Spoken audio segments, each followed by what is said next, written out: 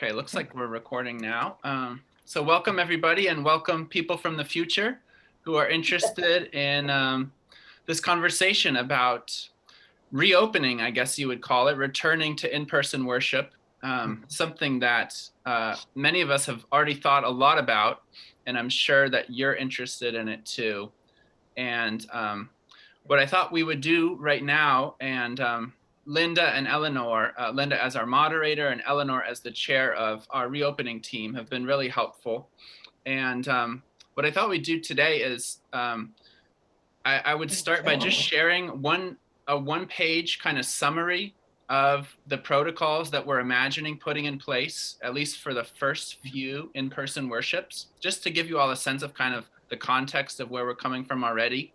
And then we would just open it up to people to share your reactions to those, your anxieties, what you're excited about, and hope to learn from all of you as we try to sort of build the right way to return to in-person worship. Eleanor and Linda, do you have anything to add right now before we start? Well, for the sake of Chris and Dave, I would also say that the council just voted to apply to endowment for some funds to help get us equipment so we can do live streaming. So now we're just waiting for endowment's reply. They have their application, but we're hoping it'll work. It's not really horribly expensive.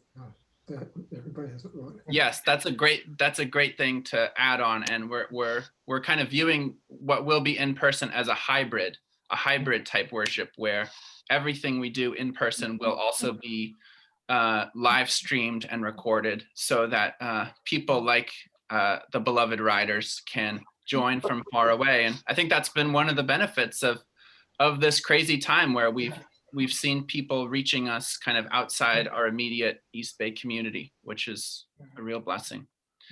Okay, so I'm going to go ahead and just share my screen now, and we're going to look at, well, actually, first I thought we would just glance at these survey results.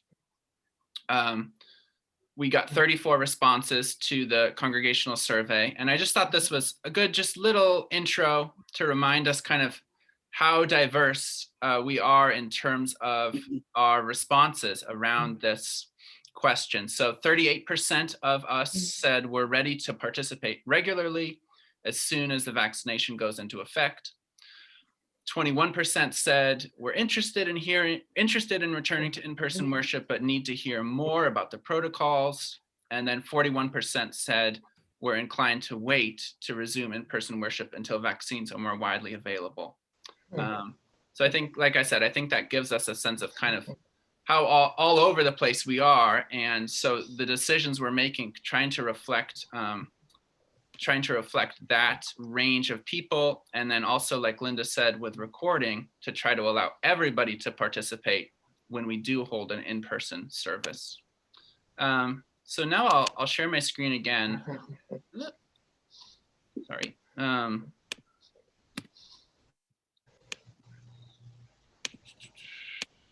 Now we'll look at these protocols, and I'll just go through them pretty slowly.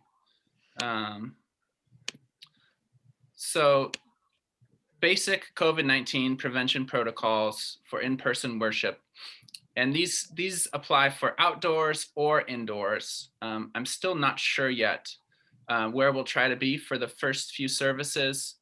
There's obviously benefits to being outdoors, but in terms of recording the services and all the technology that's in play there, being inside would make that a lot easier.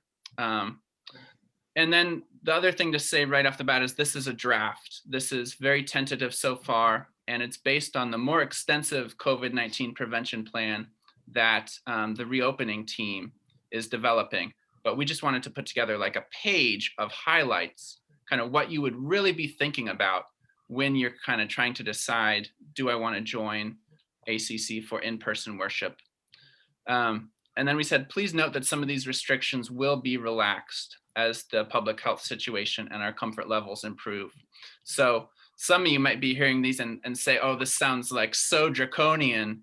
And we are starting conservatively, but our real hope and intention is that as we move forward, some of this stuff will be able to fall away when it feels safe. So if it's okay, I'll just walk through these. There's about 13 protocols that we listed on this sheet, and then I'll open it up for a conversation. So the first one would be that registration in advance would be required to attend the worship so that we know the exact number of people who will be there. The second, and this sort of goes along with it, is as you register, you will be required to show your proof of vaccination. So I'm imagining that you just send me an email with a little picture of your vaccination card. And of course, you need to be 2 weeks out from your second shot. And that would just be a way to enable us to know that everyone who's attending these first services will be vaccinated. Thirdly, we'll just do a quick temperature check right at the door before folks enter. Fourth, masks will be required throughout the experience from the time you get out of your car to the time you go back into your car. Fifth, if we're doing it indoors in our sanctuary, we will be maximizing ventilation by keeping doors open and also bringing in some box fans or other kinds of fans that'll keep the air moving. Also, if we're indoors, we will be holding, the sanctuary will be at 25% or less capacity. And as you can imagine, this will be plenty to include, I think, everyone who would want to participate. Because I think for seated capacity, our sanctuary is something like 260 people. So you do a quarter of that and it's still over 60 worshipers. Number 7, when we're seated in worship, folks will be at least 6 feet apart from one another, except for people who are couples or in the same bubble. Number 8, at least at first, no group singing. All the music that we'll have will be either instrumental or perhaps from soloists who are singing at a safe distance, so pretty far away from where we're seated. Number 9, no personal contact, including handshakes and hugs, which will be a hard one to leave out, but probably necessary at first. Number 10, we will designate which doors and aisles you should enter and which ones you should use to exit in order to assure that we're having one-way traffic in and out.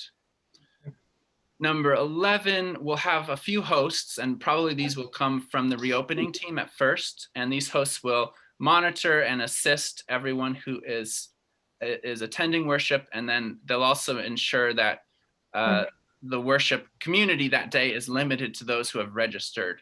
So this is where the host kind of becomes like a bouncer. Hopefully this doesn't have to happen too often, but at least church police. Yeah. To make sure that everyone who's in the worship has been vaccinated, right? And so you can't just have folks coming in as guests that day, which is one of the hard things to imagine about this new way of doing church. But again, hopefully we'll be able to move past that at some point. Second to last, worship time will be under 50 minutes. And then lastly here on our summary, no social hour, no coffee hour afterwards, at least at first. When worship concludes, we say goodbye and exit promptly. So I'll leave this up for 1 minute. Maybe some folks are taking notes or just sort of help you gather your thoughts about what I just said. Again, to emphasize, this is starting from a point of trying to really maximize safety above all. There's some things here that will make the worship experience, I think, maybe less enjoyable, a little more awkward at first, but we're going for getting everybody feeling as comfortable as possible at the beginning, and then moving towards including maybe a few more of these things. Okay. Yeah, Linda, I see your hand. Just a clarification on number 3, the temperature check. We have the no touch thermometer, it's real quick. You've probably had other people use it on you. Yes, I'm wondering if it can be done on the wrist. I hate having it done on my forehead or my neck. Yes. It is, some do it on the wrist, but I don't know if they have to be specifically wrist. We've used ours on the wrist and it works just Wrist. fine. And actually, I think I'm pretty sure it can be done without touching. Yes, That's yes. what the intention Just, is. yes. It can be done And- without touching. We bought one for $29 at Costco. Uh-huh. What it looks like right here. I have another question. If I sign up for the first Sunday and I send you a copy of my vaccination proof, then Mhm. next Sunday when I sign up that I'd like to attend, do I have to send my proof again? Or will you keep a file? We'll keep a file. We'll keep a file. Good question. Yeah, yeah. Yeah, so let's keep the questions coming. Please just raise your hand so I can call on folks. Ruth, I saw your hand, and then Caro. I have a question regarding pre-registration and the bouncer role to turn people away. Is it possible, because that feels so non-ACC, is it possible for people who forgot to register or who didn't know they were supposed to have them go into the social hall with well-distanced chairs and somehow either video to watch what's going on or orally to hear what's going on? Is there some way we can accommodate that? That's a really good question. And Mhm. yeah, this is kind of one of my least favorite parts of this whole process. Yeah. I'm imagining first, Ruth, these are going to be not every Sunday, right? So I'm thinking right now, May 23rd for holding the first in-person worship. So I'm not imagining that a ton of people will just show up at the church, after not having had in-person worship services for over a year. There might be a few people who hear that we're having church and then it gets miscommunicated and they think they can show up. And yeah, in that case, maybe we could have a sort of waiting room, overflow room in the social hall. I would have to think about the technology for streaming that there, but that's a possibility. I don't imagine there would be a ton of guests the first few Sundays since we haven't had worship in person for so long. Does that make sense? Yes, thank you. I have a follow-up question to Ruth. Yeah, go for it, Helen. I don't know if everybody does this, but I keep my card with me at all times. It's in my wallet. Would there be any possibility that somebody who walks in without having made a reservation can whip out their card and say, this is who I am and here's my card, and then we could let them in? That's a variation on Ruth's solution. Just think about it. Yeah, that's a good suggestion, especially as we're opening up more and more, and these are happening more and more. Eleanor, do you have any thoughts on that? No, I'm so interested in what you're all saying. I'm not sure if I want to start that way, but maybe after we're a couple weeks into it and get used to it. I think our aim is to help people feel that they know exactly, all of us, all the people that are showing on the screen, to know exactly what you're getting into and not be alarmed if somebody comes in that we don't know or something. I think the idea is after a week or two, we'll get comfortable with this and things are going to be easing up, probably even between now and then, because we have a couple of weeks to go, that this will relax a bit. Our thought was that you would all feel most comfortable if you knew exactly what you were getting into without any unknowns. But correct us if we're wrong on that. We want to hear from you. Caro. Yeah, a couple of things. One, I have taken a screenshot of my vaccination record, so it's always on my phone, which is always with me. That's another thing you can do. And second, I commend the committee for all the work they've done in this, but I too kind of shudder at the even maybe remote possibility that a visitor shows up and we say, no, you can't come in. Particularly if 95 or 99% of us have been vaccinated. I can't quite comprehend the sense in that. Okay, And I it's that. I agree with Carol. Yeah. I can't see why, we're talking about the end of May. Right now, things are opening up. My grandkids are back in school. Why couldn't there be just a place like a reserved at the back of the sanctuary, a couple aisles? I mean, maybe one or two would come in. You don't want to push them off into social hall, or, but bring them in and let them sit at the back and have a place just reserved back there. And they, of course, we're all masked. We've all probably had second vaccinations. I mean, so I think we have to start living life. Entirely. I do too. I do too. Dorothy, were you just chiming in to say that not all of us have been vaccinated yet, right? Yeah, Yeah. some of us are too young, but Yeah. I get my first shot this next week. Well, see, she'll be vaccinated. Yeah, by that time. Let's keep talking about this for a minute, because I think this is a really good element to focus on here for a minute. Helen and then Larry. And it is my understanding in the scenario that we're describing with guests coming in that the danger will not be to us. The danger will be to them because they're unvaccinated. We could be the virus. So Right. Maybe not. they're willing to take the chance. They're the ones in possible danger, not us. That's, Larry. This is a really a moving target. I think it's good to start the conversation now, but the conversation will have to be continued because per government announcement, all people will be eligible to be vaccinated starting May 1st. And the anticipation is that everyone who's willing to be vaccinated will have a vaccination available by May 31st. The proportion of people who are going to be vaccinated presumably is increased dramatically. Second of all, the government has changed its limitations for people who are vaccinated. They're saying that if you're vaccinated, you certainly don't need to be any farther apart than 3 feet apart, and you don't need to wear a mask. So a lot of these things are changing. We're learning more.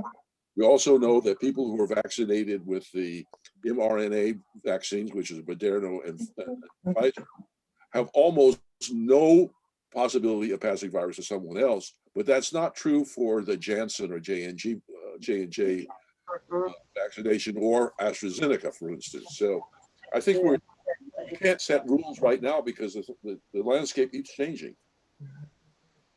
It really does. That's one of the challenges with setting protocols. And like I said, everything that I shared today is not set in stone at all yet. But this is really helpful to hear from folks. Any other thoughts on that question of guests, of folks who might just walk in the door, how that would affect our experience? Yeah, Jema, and then Anna Maria. Well, I thought the idea was that everyone who attended had to have their vaccination in place. First of all, that was the first thing that I remember hearing. And my second question is sort of a more roundabout, and that is, do we know what percentage of Arlington Community Church members have been vaccinated and how many have not been vaccinated?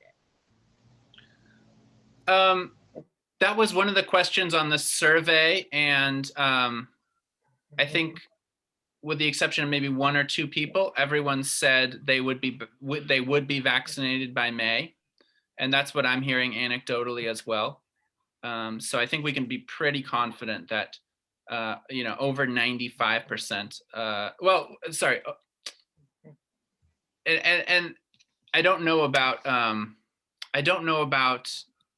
Jen. Oh, actually, Jenny has been vaccinated. I don't know about Natalie and Robert. Yes, they probably haven't. They're probably too young still. Yeah. So Nate is getting vaccinated. And I will be. But if Jacob is running our AV for the service, I'm not sure that he will be yet. Maybe he will by May 23rd, but that's another one of those pieces we don't quite know yet. Yes. Yeah. That raises another question for me. Maybe I shouldn't bring it up even, but maybe there'll be people who don't want to ever be vaccinated. So we say no to those people. And I was really pondering that this morning, actually. Yeah, we have to. Right. Right. What do you do with those people? You say, no, you can come in here. I don't know the answer. It's a hard one. It's a, Change. yeah. Well, It's going to change with time. I think initially how we feel is going to be different than we feel the next week or the week after that. I think it's going to change pretty quickly. Yeah. Anna Maria. yes, Fauci has said that if everyone assembled in the same spot is beyond 2 weeks after the second vaccine, you do not need to wear a mask. So at some point, we do not need to wear masks, and we can. Oh. Clarification on that, Anna Maria. I think it is only within the same household or one other household plus yours may go without masks. I think if everyone assembled in the room, if you had a cocktail party, invited all your friends who meet that Fauci requirement, everyone could be in that room without a mask. I suggest you might want to look into that a little further. Yeah. I actually heard him speak, and what he said was for one household, but he has maybe changed. That was just yesterday. Well, it's always been one household. If you have your own bubble, you're fine. The vaccine was to enable you to go further afield. Well, yeah, I think this all just goes to show that there are still so many unknowns, and my instinct as the pastor is to start off with more restrictions maybe than we might need in order to have a successful start, right? I think we would not feel good if we opened it up too much and then there were, God forbid, some COVID exposure, but even more likely than that, even if there were some moment or interaction where, you know, someone in the worshiping community felt unsafe or felt like their potential for safety had been violated. So I would, that's what I'm kind of really aiming to avoid as much as we can at first. But as some people have said, I mean, church, like going grocery shopping or, you know, going into the mall, going to a concert back before COVID, it's an open space. And in my 2 years at ACC, there's certainly been Sundays where folks have walked in and it's a little uncertain, right? In terms of how we handle it and how their behavior is. And I just think we do want to be prepared for that. If we have a policy of welcoming guests, then we need to think about what exactly do we do if there's some sort of behavior that makes people feel uncomfortable. So yeah, and do we have the people to actually enforce that, you know?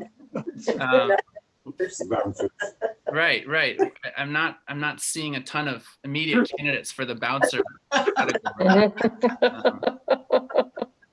You need some big burly men. Linda. Well, I think you probably already know that there are a lot of businesses that actually have signs posted that say you're not allowed to come in unless you have a mask on. Yes, I think we need to have a sign like that. And I've already made one. It's pretty nice. Can that sign include the need for the registration of the vaccines? I'll add that. Yes. And it has a nice picture of how to wear the mask, starting here. and going all over the your way down. It's amazing the number of people you see being interviewed on television or even in the background with their masks way down. Yes. Around their neck or just on their mouth. Yeah. Susan Russell.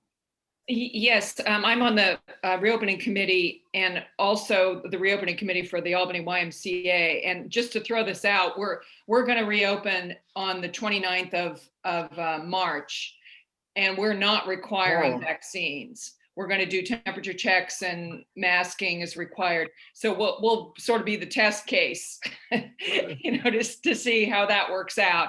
You know, the people of all ages come to the Y, so you know, we didn't feel like we could really require it. Totally. What was the date of reopening? The 29th of March. Okay, wow. And say again, are you requiring or not requiring masks? We are requiring masks. Okay. We're not requiring a vaccine. Plus temperature check. Correct. Yep. Yeah, and all the equipment is very spaced very far apart, and there's new ventilation. So that, there's a lot of other protocols. But we went around and around about the vaccine thing. But we're going to try it this way. Yeah, so if you're hearing everything we're saying today and you're thinking, oh, this sounds way too stringent at first, it might be helpful to remember, though, that's why I presented the survey results at first. The largest category of people, 41% in our congregation, said they would like to wait until vaccines were more widely available. So if we had gotten different information in that survey, if we had a strong majority of people who said, we're ready to go back right away, I think maybe our protocols would look a little different at this point. But that's just all to say, that's kind of where we're coming from right now. Any other questions or points on different? Yeah, Helen. As a public school teacher, I learned the hard way that you start with very stringent rules, and if everybody does fine, you sort of loosen up, and that the opposite does not work. You can't start with anything is a bit, and then try to restrict that. You just get too much pushback. So I voted for training puppies too. So I think the church's plan is excellent. Start conservatively and then loosen up if you can. Listen, everybody that all the places that I frequent, it seems they all have clear, strict protocols of what they expect their clientele, if you will, to abide by. The little Japanese store that I like to go to for all sorts of interesting things has been taking temperature checks at the door since they reopened. And that's, they're a small store, but they are being very, very, very careful. And I don't think there's any problem. Most of us would rather be safe than sorry, I think. But I think the dilemma about visitors is one that needs more thought, because I don't know how you welcome people by putting them in a separate room, but I also don't know how you allow them to come in when you don't know ahead of time that they're coming. It's just a challenge. And we'll be having more conversations about that. The reopening team is meeting, I think, next or soon. Yeah, right after Easter, I believe. Yeah, first week after. Yeah. Roger, did I see your hand up a little while? Yeah, I would, maybe that is just what you were talking about, but could we have the committee, as we get closer to the date, look at the conditions as they are at that time and modify the recommendations as necessary or as possible? Yes. For sure. Yeah. Yeah, Ruth. And then I have a two-part question. Actually, it's one question. Is the reason for pre-registration to restrict attendance to 25%, which really, guys, that's not a problem? No. Or two, is it for contact tracing, which I think would be better done as somebody signs in as they walk in the door? Then you know for sure who's been there. Otherwise, you could suddenly get a brunch invitation on Sunday morning and not show up. So anyway, those are my comments. That's a good point. Yeah, we were thinking of it in terms of contact tracing, I think, right, Eleanor? I think that knowing who was coming and a chance to show your vaccination ahead of time, so we would know people that were coming for the first time will have been vaccinated. Yeah, I think more than anything, that was our reasoning. And it wouldn't hurt to have the person at the door with a clipboard checking off the people who pre-registered, so we know who showed up. Yes. Yeah.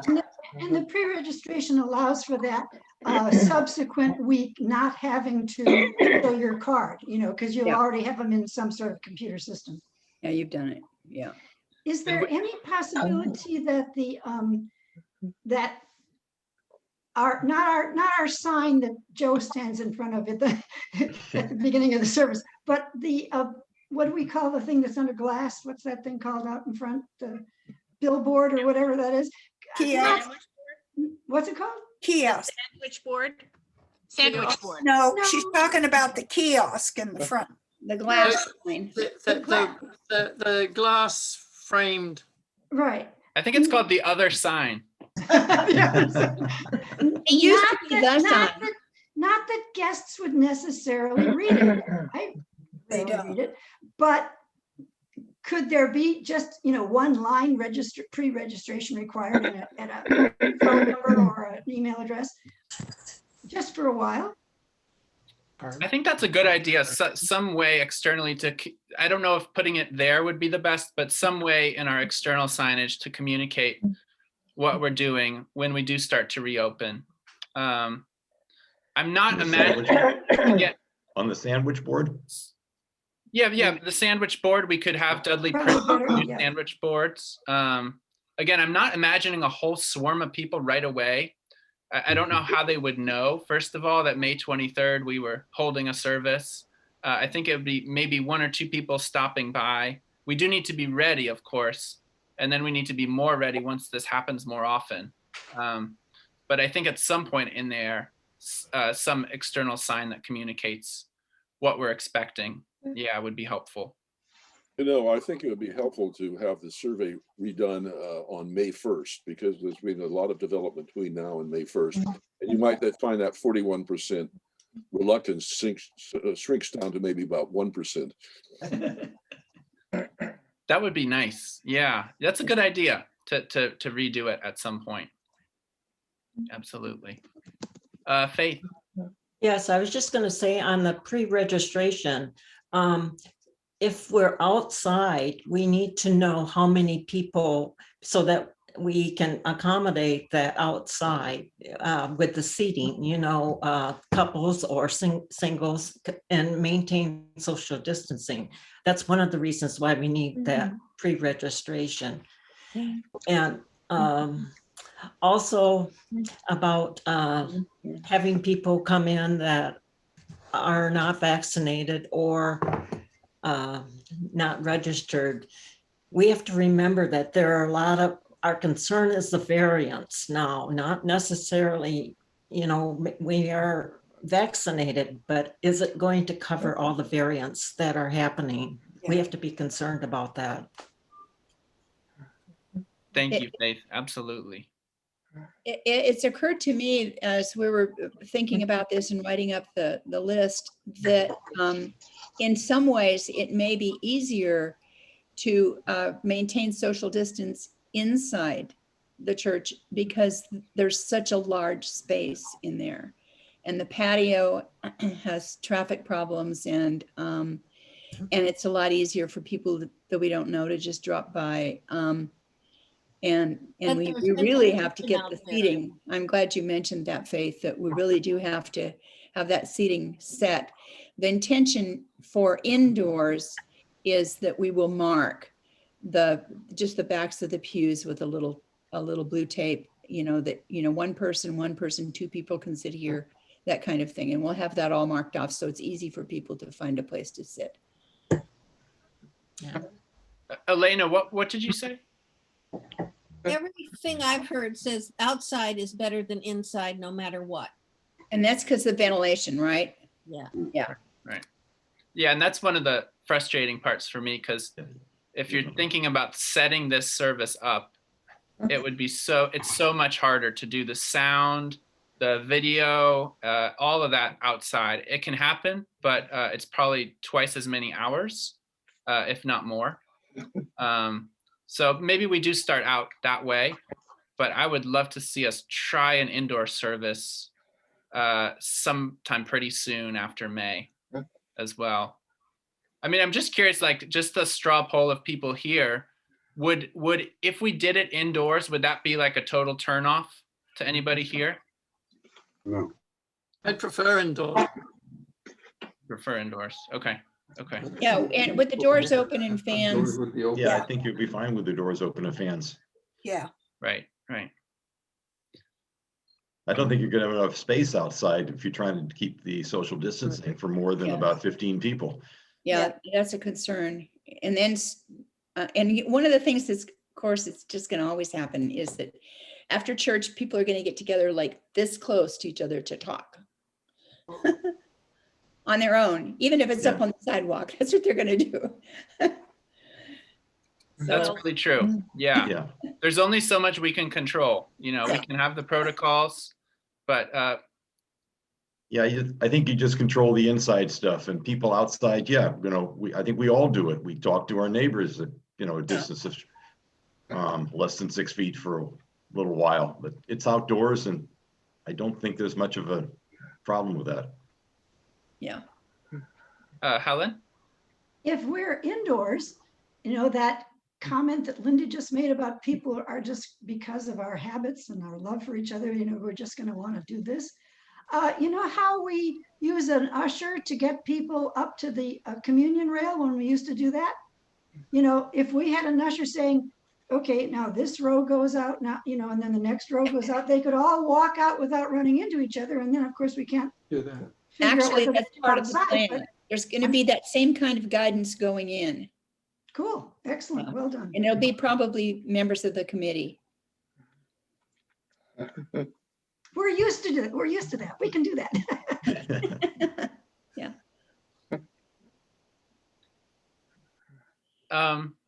Dave and Chris, do you have any questions about, like, I'm curious from your perspective as people who are involved, members, or I don't know if you're still members, but people in Yes, the, we are. yeah, Absolutely, they Our are. hearts.